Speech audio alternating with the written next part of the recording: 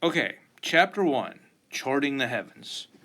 We're going to start by examining what we know about the world we live in and the universe we live in, and in particular, when we look up at the night sky, what is it that we see?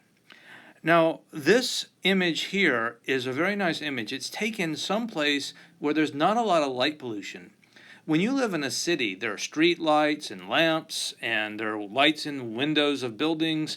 This light makes it harder to see what's in the night sky. It's called light pollution. And if you go someplace far away from any city, you can see so many more stars than you can see normally. And so this is a image that was taken someplace where there isn't a lot of light pollution, and you can really see how many stars are visible. In fact, there are so many stars that it almost looks like someone spilled milk across the sky. That's why we call our galaxy the Milky Way. Isn't that weird? But there are really huge numbers of stars when you look up at the night sky, someplace where there's not a lot of light pollution. Now, look at how many stars are visible in this picture.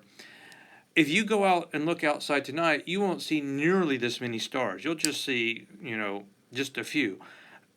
As our modern society and modern technology gets more and more advanced, there's more and more light pollution, so it's harder and harder to find places where you can see the night sky like it really is without all the light pollution.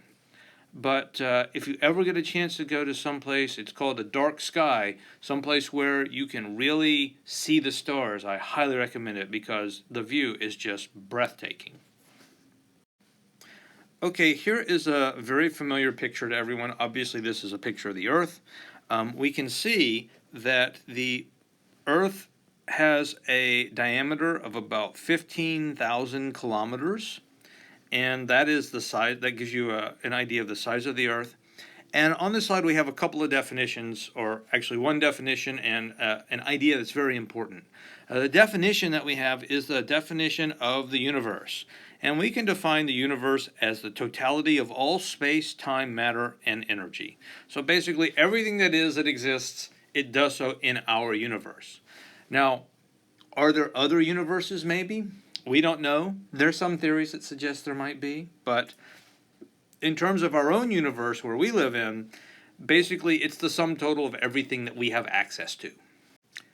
Now, one very important idea is the idea that the Earth is average. And it's important to understand this in context. People used to think that the Earth was special, in the sense they even believed that the Earth was the center of the universe and everything moved around the Earth. It turns out that the Earth is just one planet among many. It's just an average planet. There's nothing particularly special about the Earth other than the fact that we are here on it. And so this idea that the Earth is not special. It's not that the universe isn't built for the Earth. The Earth is just part of the universe. This is called the Copernican principle. And so the Copernican principle was named for a guy named Nicholas Copernicus, who we're going to talk about a little bit later. But the idea is this idea that we expressed, that the Earth is not a special place. There's nothing super special about the Earth. Another way of saying this idea, the Earth is not special, and maybe a better way of explaining the Copernican principle, is to say that the laws of physics that we understand here on Earth work the same everywhere else. We can say the laws of physics work the same everywhere. In other words, if I drop a hammer on the Earth, the Earth's gravity is going to pull it down to the Earth and the hammer is going to fall. If I go to the moon and drop a hammer, the moon's gravity is going to pull the hammer down in the same way. Now, the moon's gravity is a little bit weaker, so it's not going to pull it down as quickly, but it's going to pull it down in the same way. If I go to any planet in the universe and I drop a hammer on that planet, that hammer is going to be attracted by the gravity of the planet in the same way. And so, if I do an experiment on Earth and I discover some idea about how the universe works, I can assume that that's going to work anywhere else in the universe. And this is an important assumption, because if that's not true, we can't know anything about the universe. If the way the universe works here doesn't work the same billions and billions and billions of light years away, we can't go billions and billions and billions of light years away to do experiments. So we have to assume that the universe, the way that the universe works, the laws of physics, they work the same everywhere.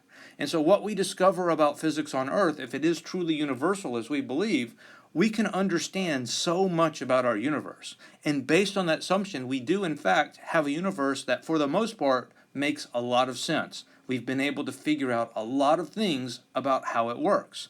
And a lot of what we're going to do this year is we're going to talk about how the universe works, which is kind of cool. Now, astronomy, here's another definition for you. Astronomy is the study of the universe. And some would say it is the oldest science there is because, when prehistoric people went out of their caves and looked up at the night sky, they wanted to know, what were those little points of light in the sky? What is the moon? What is the sun? And the study of how those things worked, how they behaved, that led to understanding things like growing seasons and developing calendars. And really, the very first sciences arose out of our fascination as a species with what we can see in the night sky. Now, when we look at the universe, the scales, that is the distances from place to place, are, pardon the pun, absolutely astronomical. They're gigantically huge. And generally, when we talk about measuring these gigantically large distances, instead of measuring them in something like meters or feet, we tend to measure them in a unit of distance called a light year. And this is another definition, a light year. It is the distance that light travels in a year. And it works out to be a very long distance indeed. About 10 trillion, that's trillion with a T, miles. And really, when we start talking about distances that big, what's the difference between 10 billion miles and 10 trillion miles? It's just, for human beings, it's just gigantically big. We can relate that to something like meters, but the numbers are so big, they're even just hard to understand how big they are. But the key takeaway here is that the universe is just a really, really big place. And most of the things in it are separated by incredibly long distances. Now, our galaxy is about 100,000 light years across. And remember, a light year is the distance that light travels in 1 year. It's a very large distance. So that's just letting you know that our galaxy, the Milky Way galaxy, is huge. And you can see in this image, all of these points around the galaxy, these are not stars, these are other galaxies. And so here's one galaxy that's filled with stars, and then you can see in the background other galaxies that are filled with stars. There are so many galaxies out there, it's crazy. And the number of stars in our universe is so large, it's essentially just uncountably large. Now, looking at the picture here, I want to point out one thing that is maybe not obvious.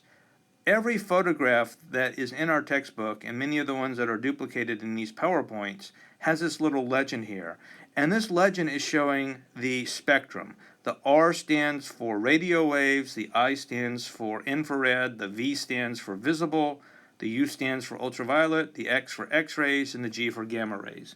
We're going to talk about the different parts of the spectrum later on. You probably learned about that in grade school. But when you see the V is highlighted here with red, that tells you that this image was taken with a camera designed to record the visible part of the spectrum.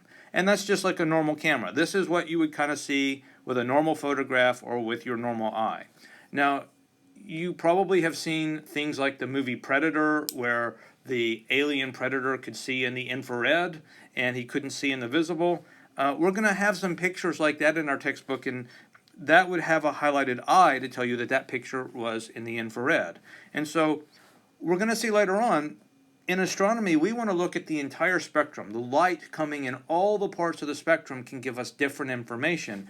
And so just be aware that when you're looking at pictures in this book, you want to look at this little legend to know, is this really what it looks like, or is this a representation of infrared or ultraviolet or some other part of the spectrum? Now this next thing that we want to talk about is the scientific method, which is what we use to develop scientific theories.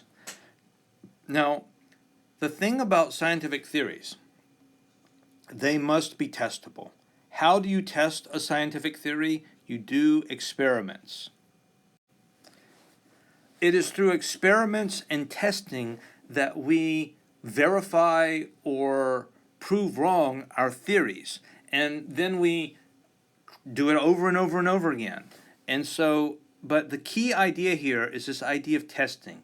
What is it that makes something a scientific belief rather than, say, a philosophical belief or a religious belief or some other kind of belief? Scientific beliefs must be tested.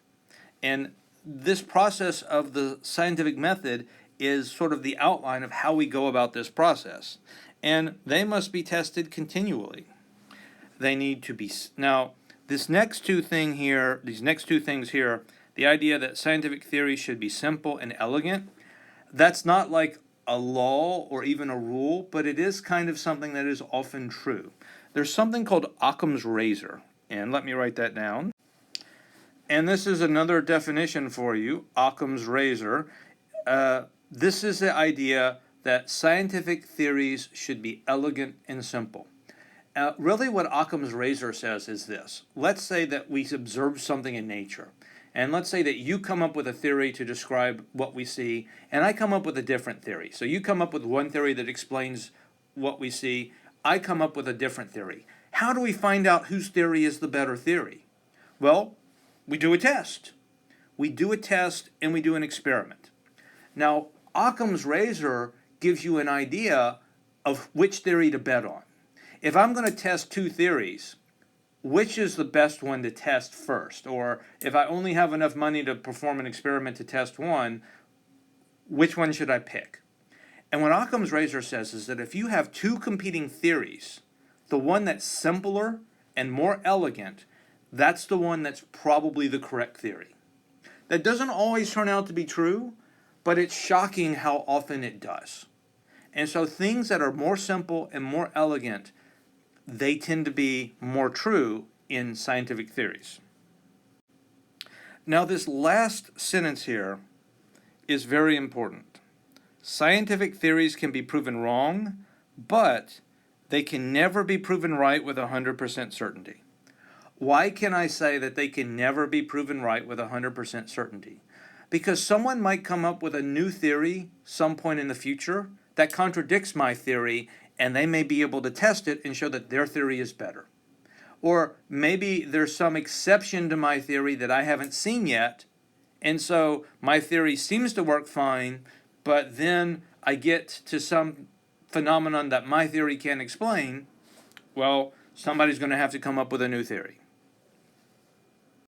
We never know what experiments are going to be done in the future. We never know what ideas people are going to come up with in the future. And so just because we haven't thought of it yet doesn't mean that it can't possibly happen.